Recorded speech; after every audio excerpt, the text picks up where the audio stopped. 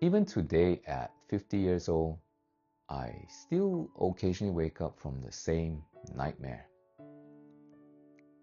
That I'm back at my university, I'm sitting in my accounting exam, where everyone around me is writing furiously.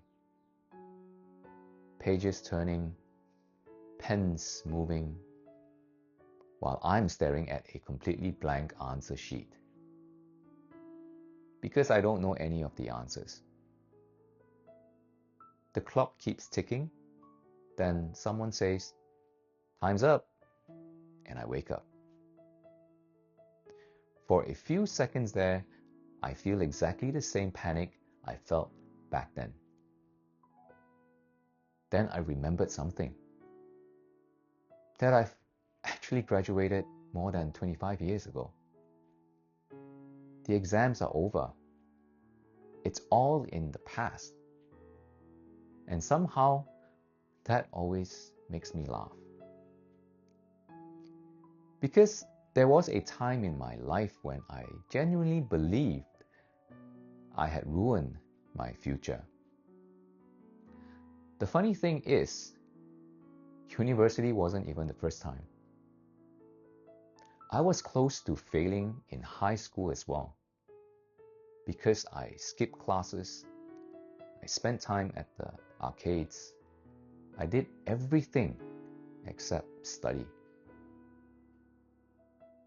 Then during my final year, reality finally caught up with me. I realized that I was running out of time. So for the first time in a long time, I actually sat down and started studying.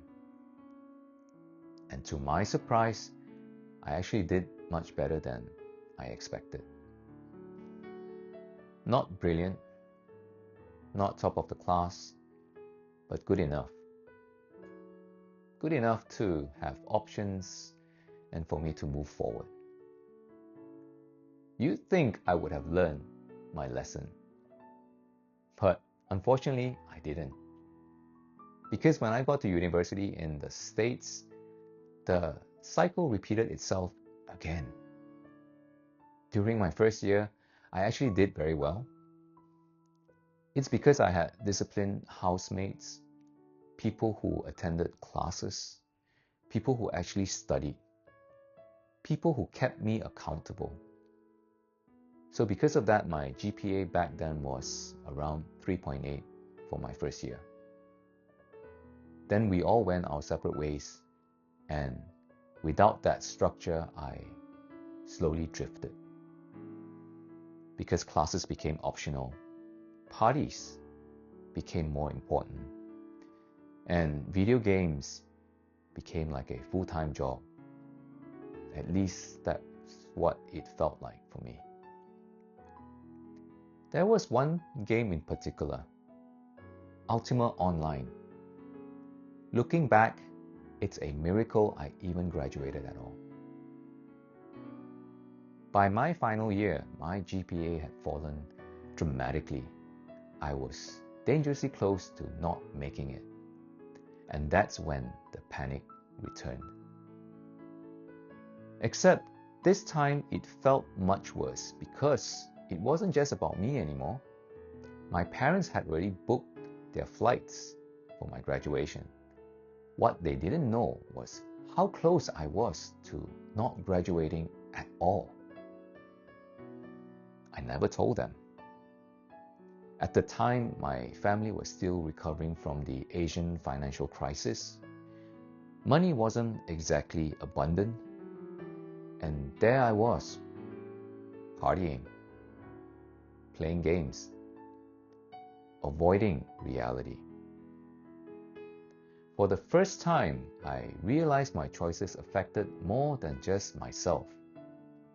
I remember feeling ashamed, not because I wasn't capable, but because I knew I hadn't taken the opportunity I was given seriously.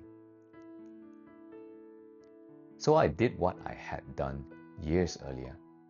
I stopped making excuses. I started to hit the books. I worked harder than I had in years.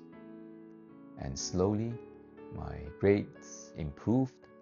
Slowly my GPA recovered.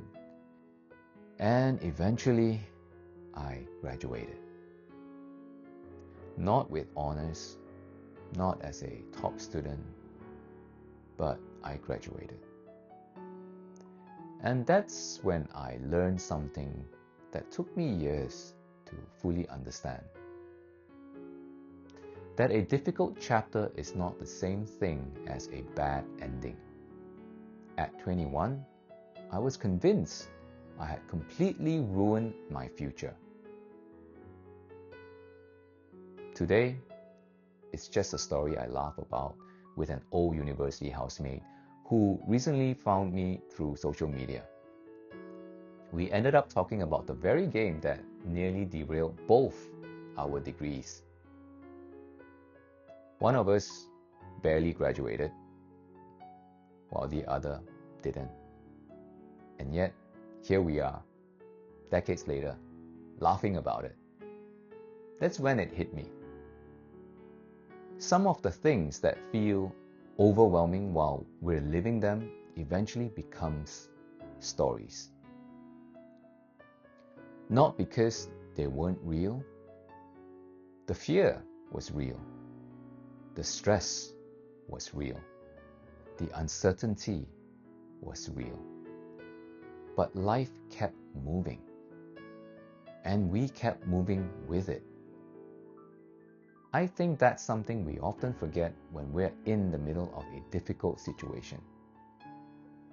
We assume this moment will define the rest of our lives. We assume one mistake changes everything. Sometimes it does.